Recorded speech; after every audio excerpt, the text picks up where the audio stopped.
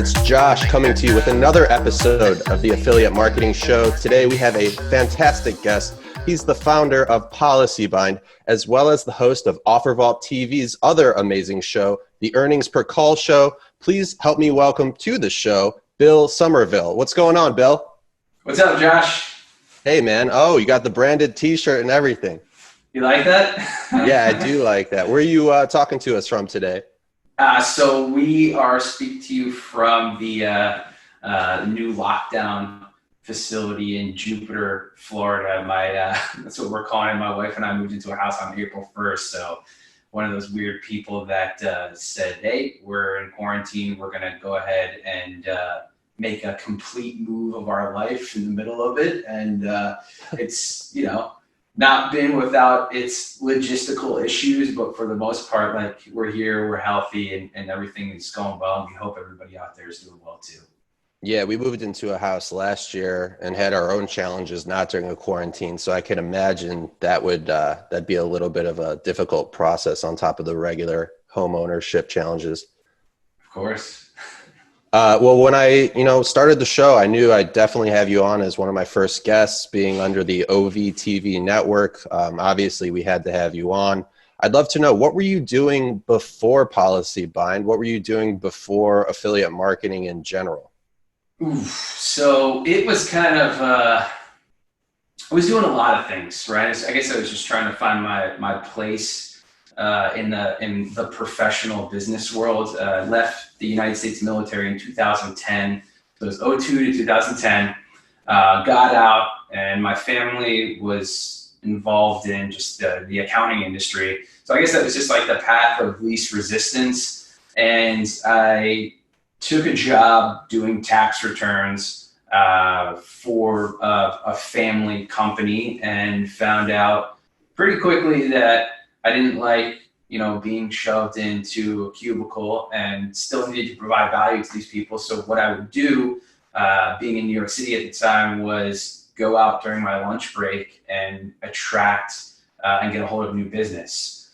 I liked it. It was great. It first started out as just me walking around the city and walking into restaurants and bars and other places, and just introducing myself and getting a hold of management or ownership, saying like, hey, who's running your books?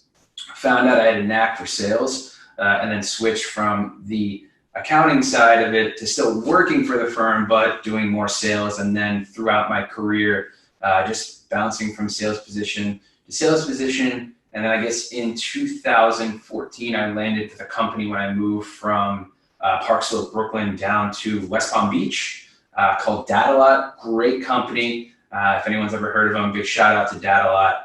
And they introduced me to the pay-per-call marketing space. I was biz dev for them. Had a great run of 4 years and change with them. Had some phenomenal mentors over there.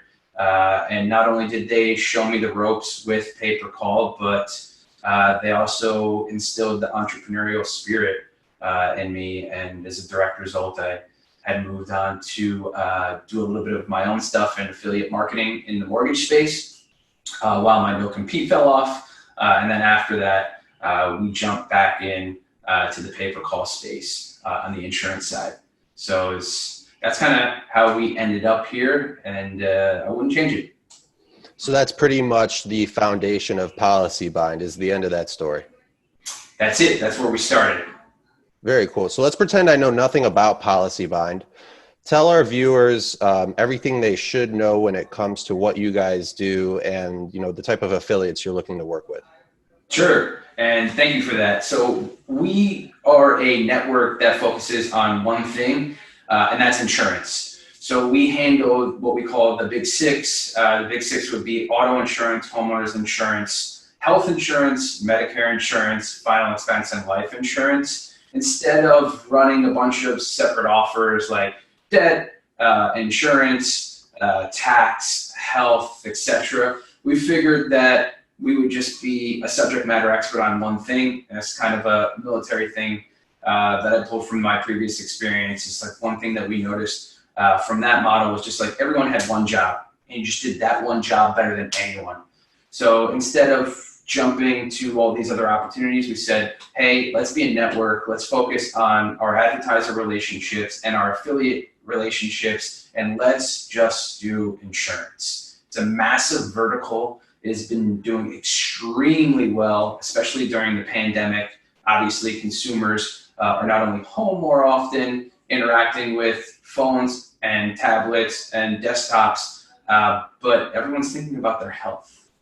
They're thinking about, do I have enough life insurance? Do I have the right amount of health insurance? I'm not driving as much. Maybe I can lower my auto insurance. You know, they have some, spare time on their hands. They are online more often, and they're interacting with our marketing and with our affiliates marketing. So it is a phenomenal time to be in the insurance vertical, and we don't expect it to slow down anytime soon, even after the pandemic ends, which is hopefully soon. Yeah, I wouldn't get your hopes up there, but I'm hoping it's soon as well. So I'm going to say one word, and I want you to say the first word that comes to your head, okay? Oh, gosh. All right, here we go. PolicyBind. Insurance. Okay, yeah, I figured we were going in that direction. So Yeah. speaking of the pandemic and hopefully ending soon, where do you see the industry heading over the next couple of months, over the next couple of years, and how are you going to adjust to keep up with those changing trends?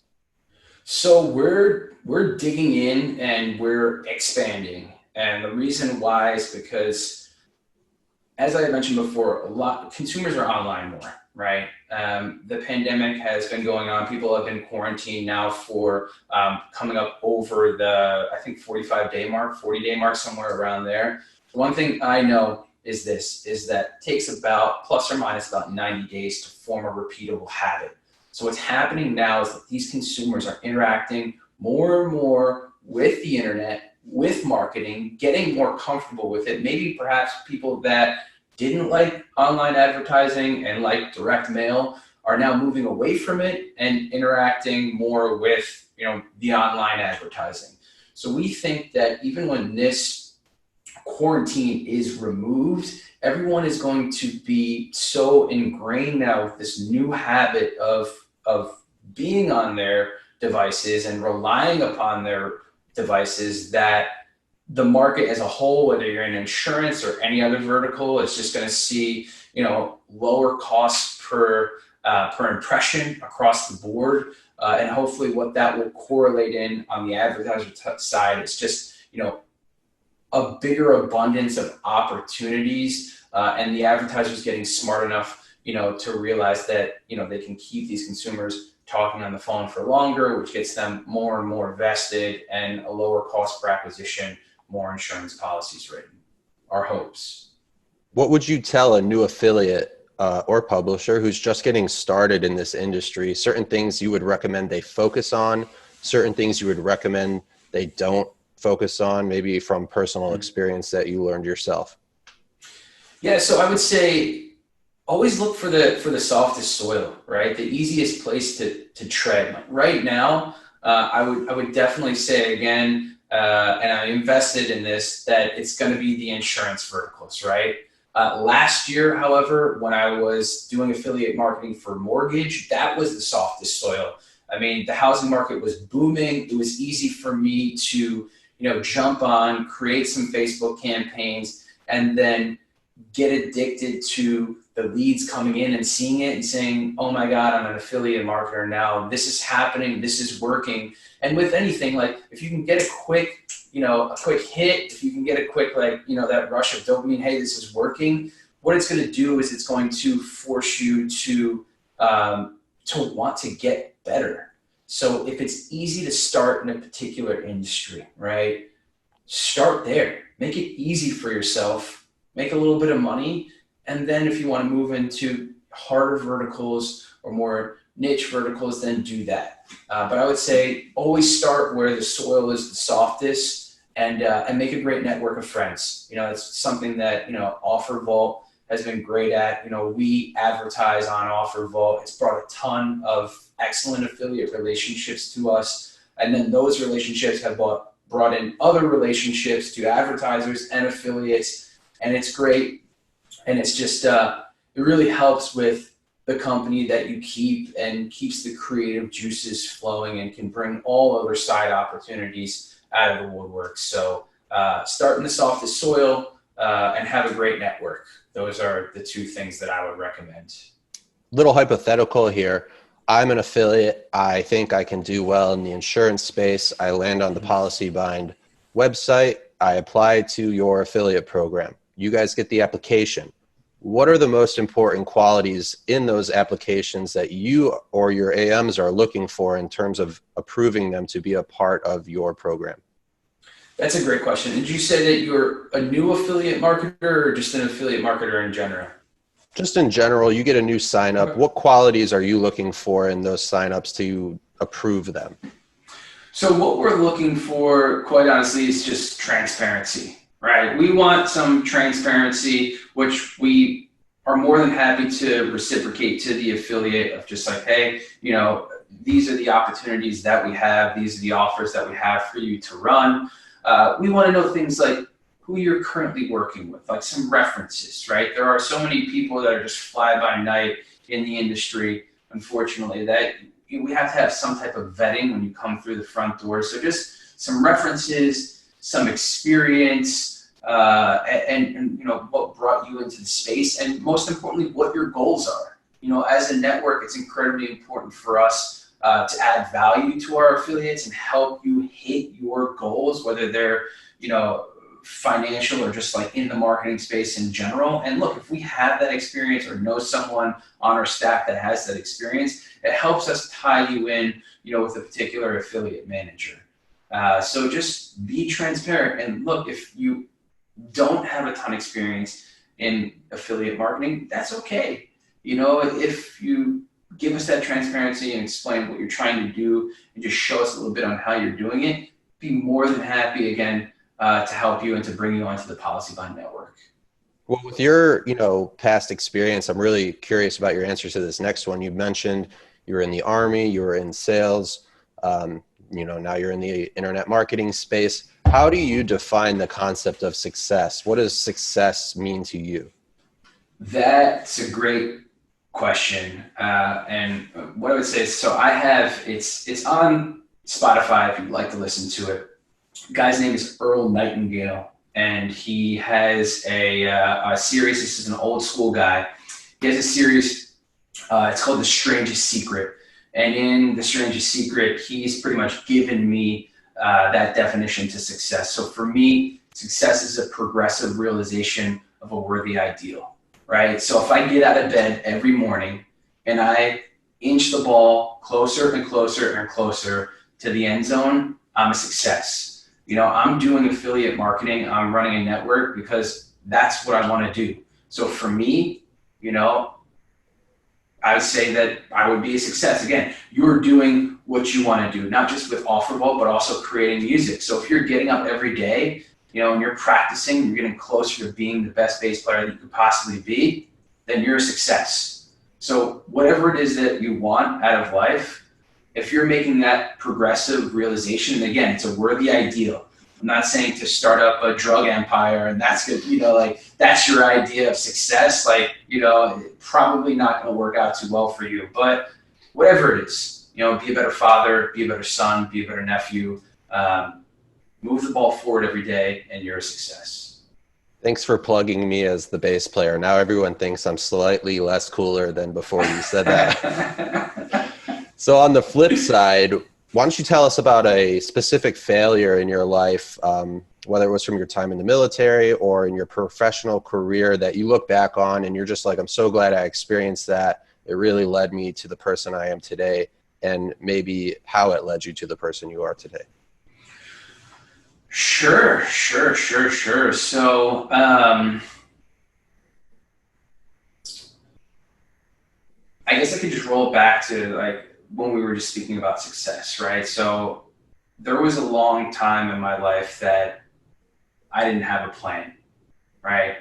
I didn't know what I wanted to do and where I wanted to go. And I used to hate these self-help books, right? It's just such an oxymoron. It's like, if I could help myself, then why do I need this book, right? But they worked for me. right? And there's a bunch of them that have worked for me. I won't go over everyone right now, but I think the biggest one, and since we're talking about Earl Nightingale, I'll go back to him. I was listening to it this morning, so that's why it's coming up over and over. I was talking about this analogy of a ship, right? So a ship has no manifest, it has no plan, it just leaves the docks, doesn't know where its destination is. Is it going to get where it's supposed to be going? No, it doesn't know, right? Crew's going to be anxious, everyone's going to be pissed off, but a ship that does leave harbor has a plan of attack, has manifest, is properly supplied for a journey. 9 times out of 10, it's going to get there. Everyone's going to be cool. Everything's going to be good. When I didn't have a plan in life, my life was a shit show, to be nice about it. When I started to create a plan, life got a lot better quickly. Hey, I wanted to do this. This is the type of man that I want to be. This is the type of professional that I want to be. My biggest failure in life was not having a plan and getting upset when people made the plan for me. Because you will get a plan. It's just, do you want to write the plan or do you want somebody else to write it for you?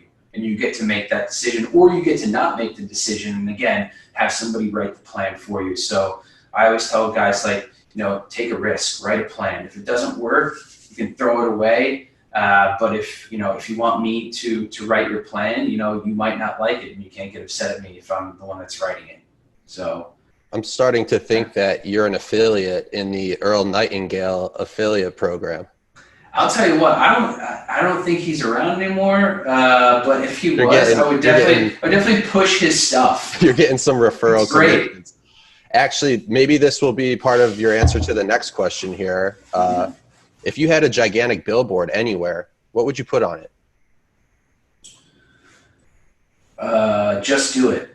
And then I would get affiliate money from Nike. Yeah, affiliate money or a lawsuit, one of the two. Maybe a little bit of both. I don't know.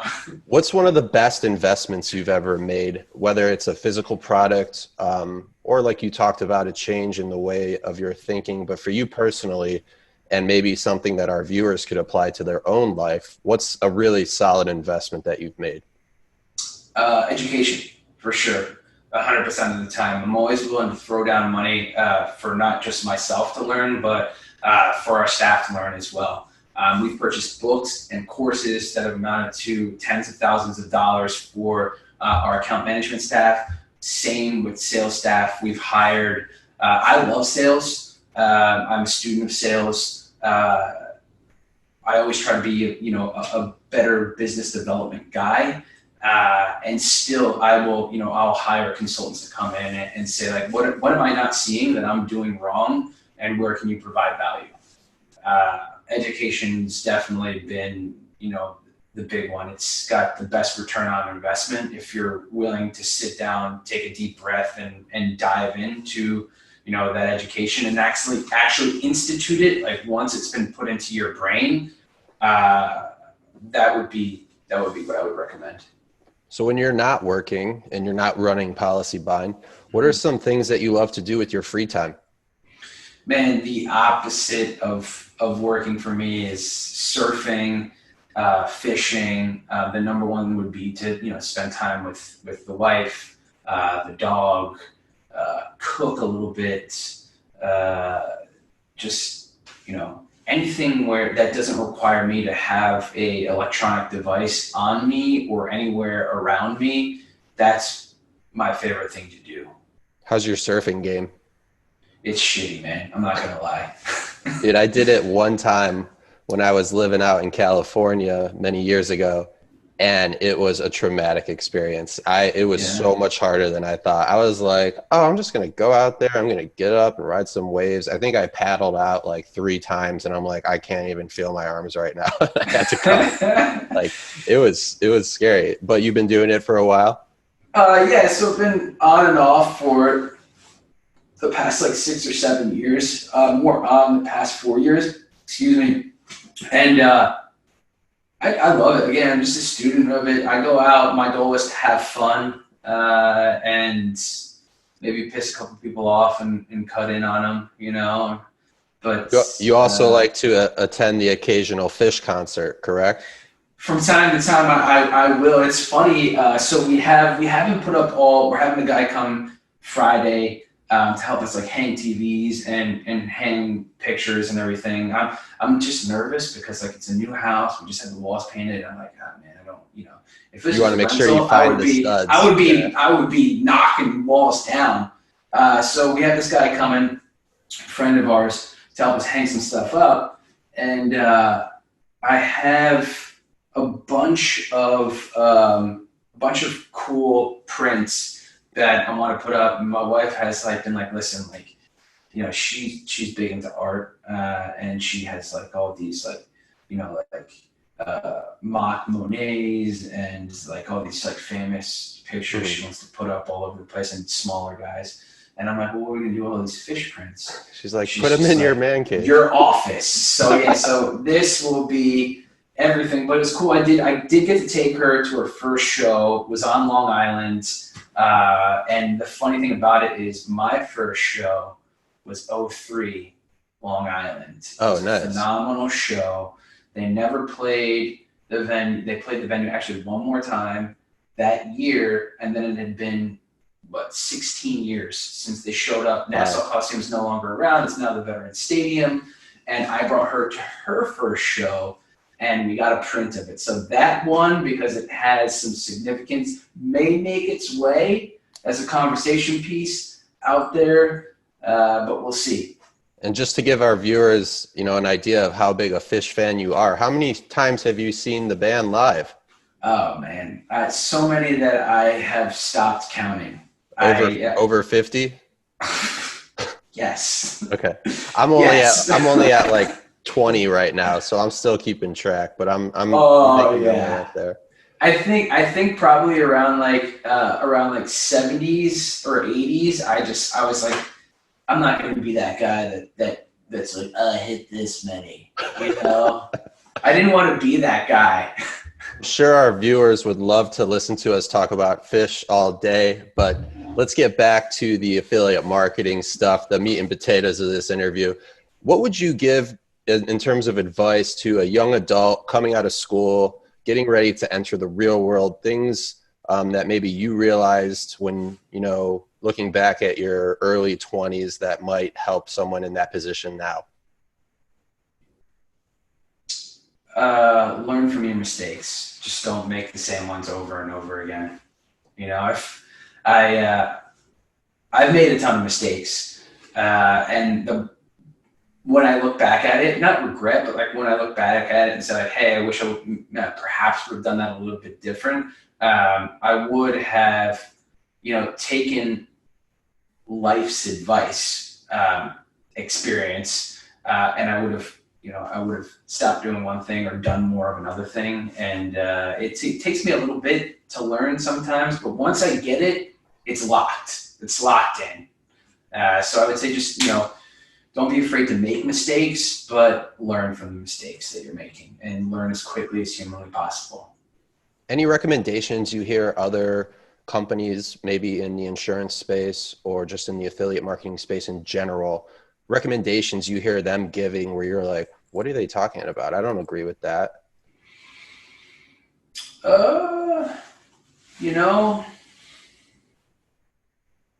No is also an acceptable answer. Yeah, I'm trying to think some bad advice.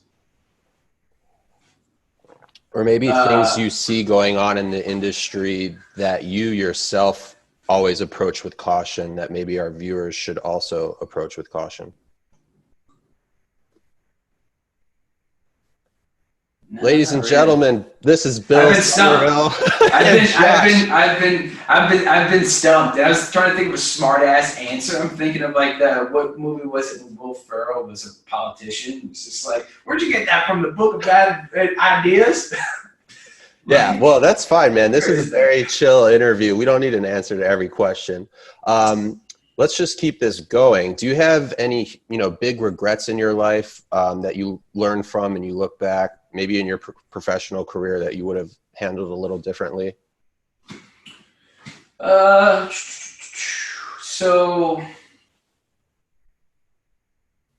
yeah, I would just bring it back to like me going into the accounting industry when I had really had no business going into it, but it was just, it was what my family was doing. So I decided to do it myself, like figure out what lights you on fire, and you're not going to figure that out quick. So you spend some time on it, and it's important. Work is important. You spend a lot of time at work. So for you to walk into work every day, and this just doesn't go for like, guys that are going to a job, but like a company, like if you just hate what you're building, stop it, Mm-hmm. Like Eddie Vedder says, stop doing shit that you hate. Nice. You're a man of many, many quotes. I love it. So outside of going to 70 fish shows and being a dirty hippie, what's one of your favorite achievements so far? Oh man, so everything is packed up right now, so I don't have it, but I would have loved to bring it out. So at Datalot, I was attached to the phone, man, at all times. They would not give me a stupid earpiece for the life of me. Was right? that a They prop? wouldn't get it from me. Was that a prop for the interview? No, this is actually, I'm at the desk, I got the phone, I got the earpiece, I've got everything. I got a mouse here too. All right, so favorite achievement. Sorry to cut you off. No, favorite achievement was because I was on the phone and just constantly nonstop on it, and I could only go as far as the core would allow me to go. I never got to eat lunch, right? Never. I would take lunch at weird hours if I even took it at all. So I'd eat people's leftovers. That was my thing, as a leftovers guy. I wouldn't care. Again, dirty hippie, army guy. I'll eat food off the ground. I don't care. If it gets me sick, I won't do it again. But I've eaten weird food all over the world from places I probably shouldn't have eaten it from, have gotten sick many times and have not gotten sick. But at Datalot, if you would leave your food within range of me, I would eat it. So they made an award. Oh, okay. I was going to say, where's this going? Most likely to eat your leftover food. Oh, wow. Every year at Datalot, I won that. Every year they announced it. I'm just like sitting there with a toothpick. I'm just like, all right, let's go. Was upset about not getting best hair because at Datalot, my hair was down to here. Oh, wow. I took very good care of it, and there was a girl that worked there that was a hairdresser. She got it every year. I didn't agree with that. I think her hair was subpar. I hope she's not going to ever watch this. I had the best hair. They would never give it to me because they made this award for her, I suppose. But I tell people all the time, listen, if you want the crown, eat leftover food. I'll eat everything. I'll eat Vietnamese food, leftover for a week. I will eat anything. What's the weirdest thing you've ever eaten in your travels around planet Earth? So actually it was right here in the United States. So I don't know what this is rated, but What's rated? This show? Yeah, is there a rating on the show? No, this is no NC-17, yeah. So one of the account managers at Datalot, who is kind of an asshole. I'm gonna say he's kind of an asshole, right? But it's good. It's always good to have an asshole on your crew because then you don't have to be the asshole. Right. So he had pissed somebody off, and they decided to send him a box of dicks. That's what it was, right? All different kinds and shapes and sizes, and in it was a large bag of gummies. They were gummy. They were dicks. I was hungry. Again, it was in arm's reach of it, and so I ate all those dicks. That's the weirdest thing I ever ate. Bill, you've been a great guest, my friend. We will definitely have you on the show anytime. Also, all of our viewers out there, don't forget, Bill is the host of the Earnings Per Call show, which is another show on the OfferVault television network. Bill, before we let you go, we're going to play a little game I like to call the OfferVault Hot Seat. Oh boy. Here's how it works. It's 5 would you rather questions that get a little more personal as we go. Do you have any questions about the hot seat? I'm in it. Let's do it. Question 1. Would you rather labor under the hot sun or in extreme cold? Hot sun. Why? I don't know, I do better with heat than cold, which is why I moved from the Northeast to Florida.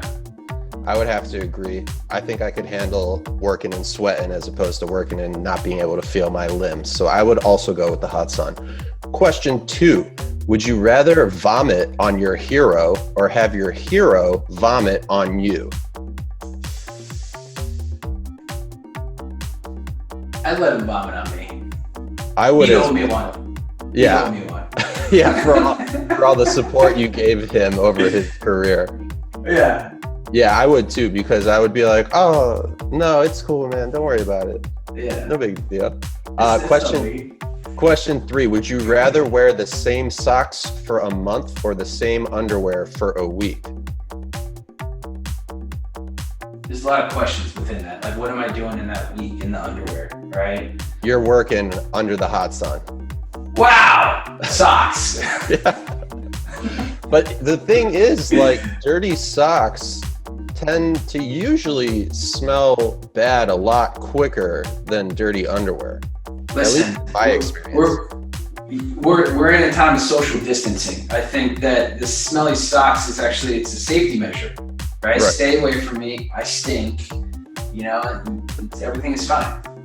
And also another question is, what type of underwear? Is it boxers or is it tighty whities? Like, that's something I would have to consider. Yeah, and is it like I like to hike a lot. They have these boxers that like you can wear you can hike in them for a week, and like you just like can go to the river and just like wash them off like if you want to, or there's like microbacterial nonsense. I don't know, but they don't smell, and I've worn them for several days. You heard it here. You heard it here first, everybody. Bill Somerville does not change his underwear. Moving right along to question number 4. Would you rather find a rat in your kitchen or a cockroach in your bed? Cockroach in the bed. Ooh. Yeah. I don't know, man. I'm not. Bugs don't really bother me, man. My wife would lose it. She would burn the bed. It would be over. Be done. Especially down in Florida, there's bugs everywhere. Yeah, I think a cockroach is a lot easier to get rid of than a huge rat. You can't really. And I feel like less disease prone too. I mean, if I saw a cockroach, I'd grab it and just throw it. It doesn't really bother me that much. But rats can bite, and they got a lot of weird stuff going on in them. And I wouldn't want to mess with the rat. Final question of the OfferVault hot seat. Would you rather get a paper cut every time you turn a page or bite your tongue every time you eat? I'm gonna say paper cut, man, because I'm very digital right now. I got the Kindle, so I feel like I could stay far away from that. But I love to eat. Right. So you would take a paper cut every time you turn a page? Yeah, all day. I was thinking about that as well. I think I would stick with that. I was like, biting your tongue's not that bad, but then I was like, actually, it really hurts a lot. So as you can tell, this segment had nothing to do with affiliate marketing. If you've made it this far in the interview, we appreciate you watching. Bill, once again, you've been an amazing guest. We'll have you on anytime you want to be on. Before we wrap this up, I just wanted to give you the microphone. Any final statements you'd like to make about yourself or PolicyBind, please go ahead. Yes, and thank you for that. Affiliates, advertisers, whoever's watching this, our network is rapidly growing. We have an abundance of calls, web forms, and also age data. If you're looking for any of this and you're an advertiser and an insurance agent, please shoot us a call. We'd love to speak to you. www.policybind.com. There's a 1-800 number in the top right-hand corner of the website. And it is 888-976-7944, or you can shoot us an email at info@PolicyBind. So policy like an insurance policy, POLICY, bind like binding an insurance policy, BIND.com. That's the best way to get a hold of us. If you're an affiliate, we strive to get the best offers in the industry. That means lower durations, higher payouts, removing the terrible IVRs that are 2 or 3 minutes in the industry, and just trying to get your calls direct to advertisers that are picking up the phone quickly and efficiently and are trying to help consumers and get you the highest payout and get you the most help from our network managers. So please, if you're interested in running insurance offers or you're currently running insurance offers, shoot us again an email at info@policybind.com or shoot onto our website. You'll see that there's application there for affiliates. We love to work with you. We love to help you hit your goals. And we're excited to work with advertisers and affiliates alike to help them prosper. For Bill from PolicyBind and myself, Josh from OfferVault, let's make that paper. Let's make that dough. This was the Affiliate Marketing Show. We'll see you next time, everybody. Take care.